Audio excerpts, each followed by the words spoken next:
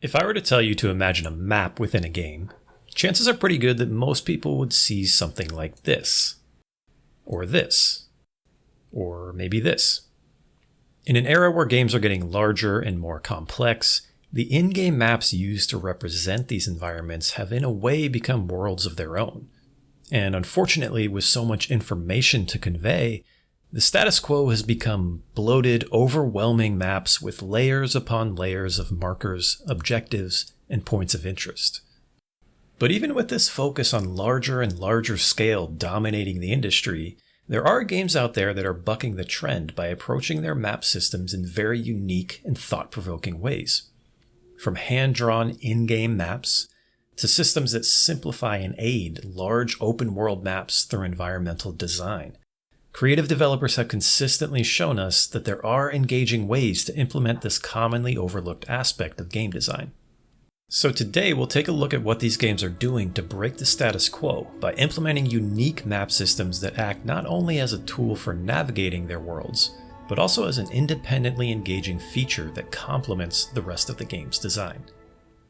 Firewatch is a game that sticks out from the crowd for a variety of reasons, from its conversation-driven narrative to its intentionally simplified gameplay.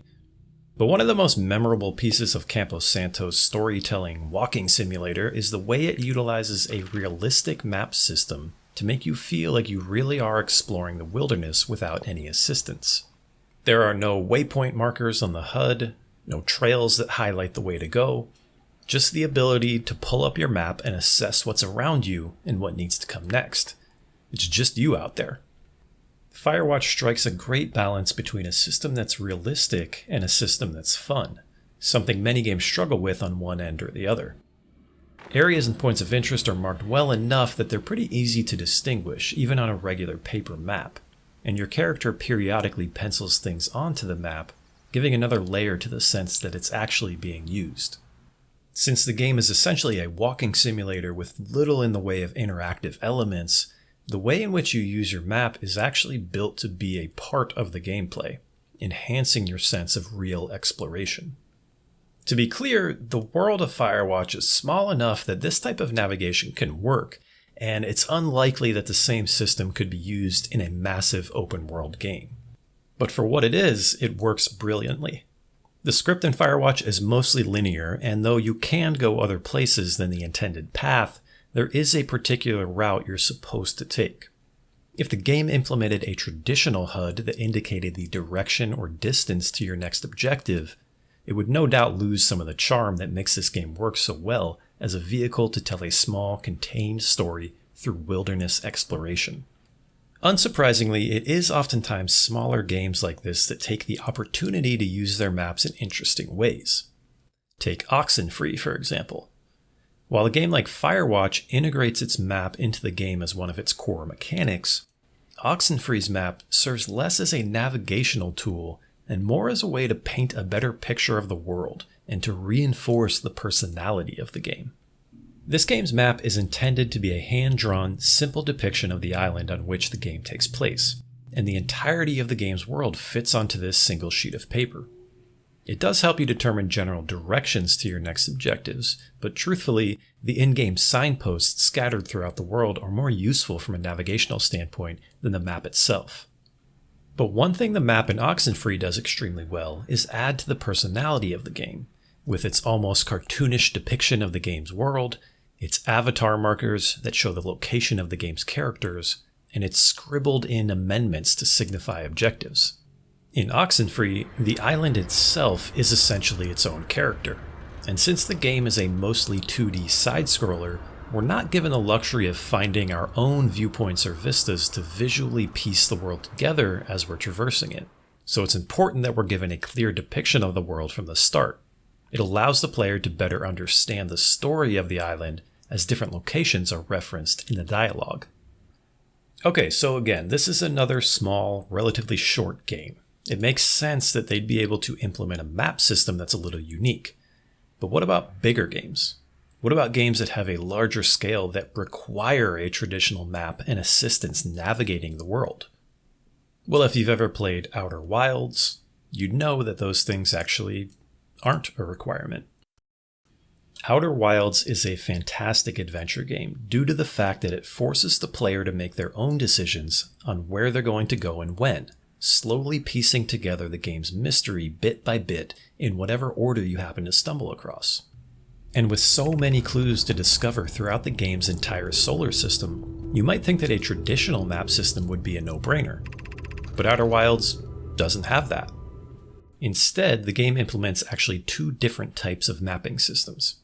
The less impactful of these is the globe that shows up on your HUD each time you land on a planet. Yes, it's technically a map of the landscape, but there are no waypoints, markers, or even landmarks on it.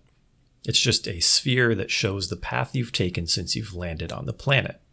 It's basically a way for you to keep track of where you might not have explored yet, and it is a perfect example of how Outer Wilds doesn't hold the player's hand to aid in their own exploration. It provides the minimum amount of information needed to give the player a bit of helpful assistance and nothing more. But it's the game's ship log that serves as the more interesting of Outer Wilds mapping systems. In fact, it's really more akin to a mind map than a map used to chart locations and landscapes. The ship log can only be accessed at the terminal inside your ship, and it serves the purpose of what many games use journals for, to collect and display information that you've discovered on your adventure so far.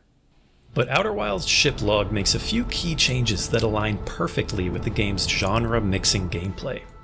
First, you have the map mode, which consists of a planetary chart of your solar system. But beyond just showing the order and alignment of the group of planets, it's not so much a traditional map as it is a way to organize information by location. Selecting a planet will pull up all the clues or journal entries found so far within that particular area.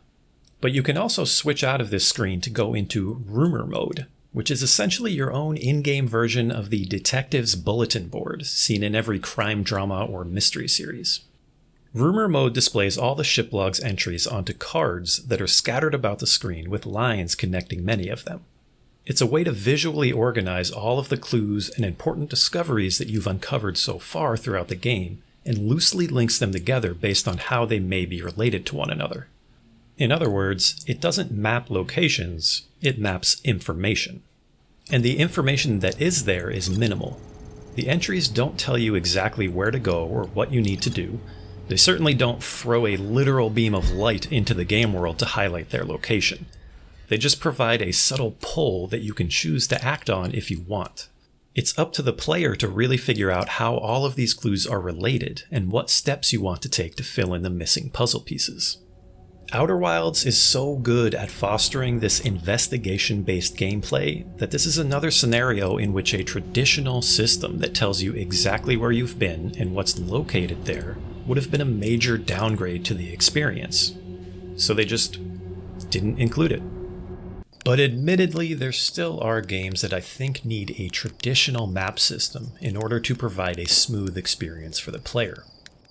Open world games that contain some sort of objective, upgrade, or collectible around every corner would be difficult to pull off with the minimal amount of information provided by the games discussed so far. But with so much information that needs to be conveyed, these maps often result in less of a tool to guide you in your exploration and more of a graphical representation of a checklist that you need to complete. So the question becomes, how do we do this better? Does all of this information need to be here? The Legend of Zelda Breath of the Wild is probably the best example we have so far of how to implement a mapping system in a vast open world without inundating the player with information. In fact, I think the majority of the best moments in this game are experienced when you're not even paying attention to where you are in the world. The game's map keeps information minimal, with the only markers being the shrines, towers, and other important locations that only appear once you discover them in-game. Other than that, things like quest markers, characters, and collectibles like the game's Korok seeds are left out of here entirely. This minimalist approach to depicting a huge world decreases the player's reliance on using the map so much, and when you do use it, it's usually more to find general spaces within the map that you haven't explored yet, rather than seeking out specific points. But there's more than just the way the map is used that makes Breath of the Wild's version of Hyrule enjoyable to explore. Arguably an even more impactful navigational tool here is the design of the world itself. Breath of the Wild has been largely applauded for translating the traditional Zelda formula of uniquely different zones into one coherent open world. So we still have a rocky Death Mountain area, a barren Gerudo Desert, a wide open Hyrule Field, among many others, and all of these areas subtly blend together to create the game's massive world. The distinctiveness between these regions helps the player build their own mental map by creating memorable environments that are easily distinguishable from one another, again reducing the reliance on a map system altogether. You tend to have a better idea of where you are because you can recognize, or know when you don't recognize, many areas of the world. This type of world design, along with the game's fantastic use of verticality, creating countless wide-open vistas and long sight lines, allow the player to more often stay in-game, in the moment, rather than constantly pulling up a map screen. Contrast this to the world of The Witcher 3, which, although a stunning accomplishment in its own right, tends to look very similar in many of its areas. This is largely due to three factors. Its more realistic art style that limits the use of more creatively unique environments, less emphasis on verticality in the world that Breath of the Wild does so well, and more focus on a strictly uniform world rather than the piecing together of distinct levels or zones.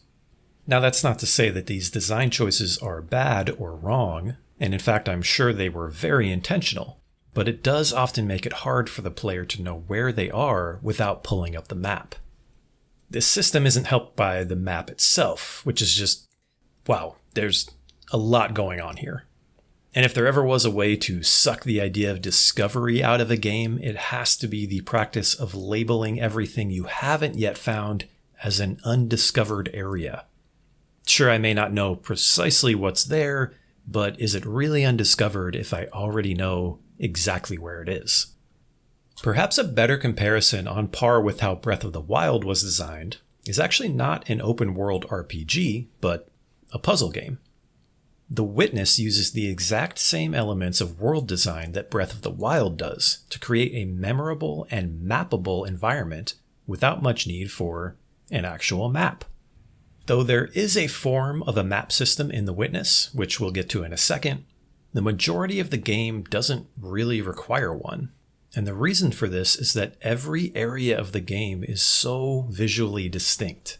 You instantly notice the contrast between the orange-colored forest versus the swamp versus the village.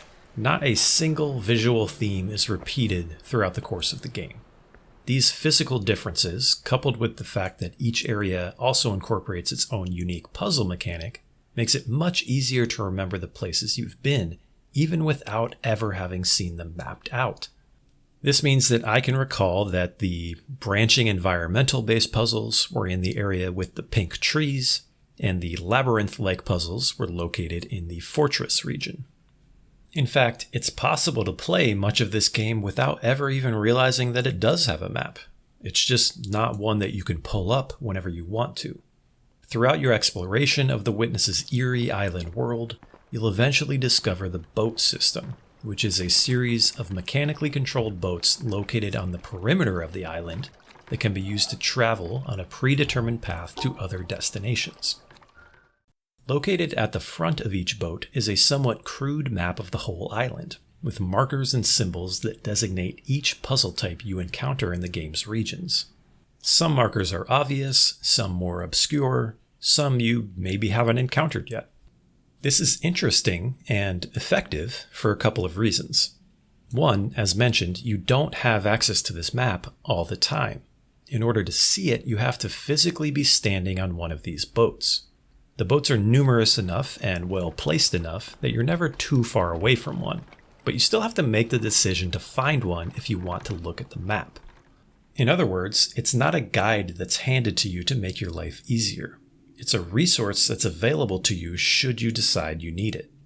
And two, the information on this map is technically all there, But it's not always clear, and it's certainly not spelled out for you.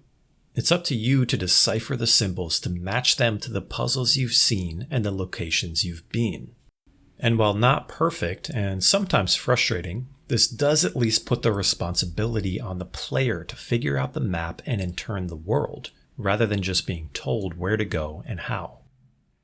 Now, while The Witness is certainly not on par with the scale of Breath of the Wild or The Witcher 3, it's not a small game either.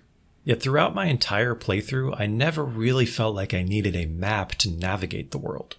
Instead, the times I used the maps on the boats were to determine which spaces I hadn't yet been to, and once I determined that information, I was able to explore and find those destinations on my own. Overall, it's a really great example of fantastic world design coming together with an unorthodox mapping system to create a game that encourages and rewards exploration and critical thinking. So it turns out that we're actually not completely stuck in an era of this. And even when this is a necessary evil, there are ways to make it work to create a better experience for the player. The games I've discussed in this video are just a few of the projects that implement creative, thought-provoking, or unique map systems. So before I go, here are a few honorable mentions of notable map elements in some other games that deserve to be mentioned. I think Mad Max's hot air balloons are one of the best versions of the tower feature that's now ubiquitous with open world games, for no particular reason other than it looks cool. Even though knowing each level's layout really isn't necessary to beat them, the maps in Ape Out that appear each time you die showing the path you took is still a cool touch. Though very bare bones, Slay the Spire's simple branching pathways map does allow for an added level of forethought and planning based on the strategy you want to employ during your run. The Hitman games include traditional maps of its levels, but information is mostly limited to the layout of the area. In order to know where specific items and opportunities are located, the player has to do multiple runs of the level to explore for themselves. If you have other examples of good or bad elements of map systems in games you can think of, I'd love to hear about them in the comments. The big takeaway here is that mapping systems in games do not need to be what we've traditionally come to expect. There are a lot of options here to use a game's map as a creative piece of its design. Sometimes they can be integrated to become a core part of the gameplay.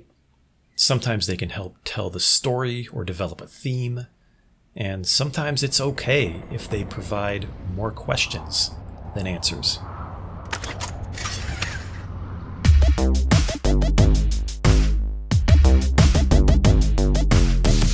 Greetings. Greetings. Greetings.